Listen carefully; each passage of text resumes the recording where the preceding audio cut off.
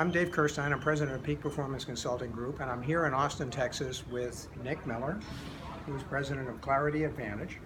And we were just having lunch and talking about some of the trends that we see going on in the industry. And Nick, it seems that every time we talk to clients and hear what they describe as the branch of the future, they talk about these being centers for advice, that they're no longer transaction centers, and certainly we see that as transactions are declining. But I'm always confused as to what they mean by centers of advice. And is that just, I get the sense of, in most cases, they're really talking about a better way of saying we just want more cross-selling. Is that what you're hearing as well? Yes, I think that the difficulty that they face is that, as you say, the transactions are declining, and they know that there's a vast audience out there that doesn't have the financial acumen that they need to make good financial decisions, and they see the banks, the branches, as a good way to provide that advice. I think the issue is when we ask advice to whom and on what, the answers to those questions are still a little fuzzy, that they haven't got clear. It just seems that in my most cynical moments, I would say this is good marketing hype for people, but they haven't really translated it into something that could be operational. So, as branches are smaller and have more flexible staffing, how do we help them with making sure that they've got the tools, making sure that there's the right coaching in place in order to be able to really fulfill on this promise of providing advice, especially in an environment where really people can get a lot of this on the internet today, and they do a lot of research before they even walk into a branch? I think we have to play down the sales culture that's been built over a number of years. I think what banks have done in their branches is they've taught people to ask a few questions, maybe use a placemat, and immediately respond with a product or a few products. And the challenge with giving advice is you really have to dig into the context behind that. Yeah. And what their needs are. Exactly. And instead of teaching people about products, saying go thee forth and sell, it really is understanding the problems that their clients are facing. What questions are they trying to solve?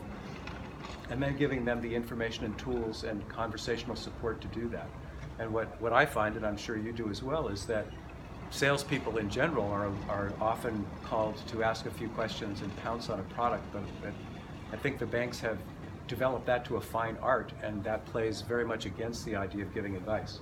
So really more about helping people know how to build a relationship with their customers, understand what their needs are, and then the specific product issues will kind of reveal themselves.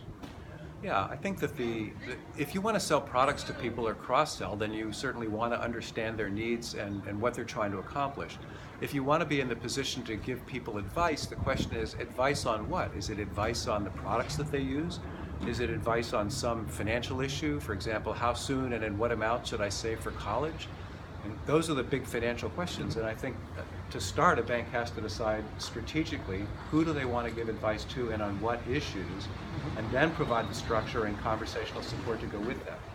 I agree, and I think that today there's a lot more tools that are out there that are effective in helping financial institutions enable this, enable not only the frontline tools for the customer-facing staff, but also the coaching tools. Right. I think the information software that's out there enables banks to track more closely what's being said and to whom, and to do better planning. But I think one of the challenges, particularly that retail banks face for this, is that this takes time.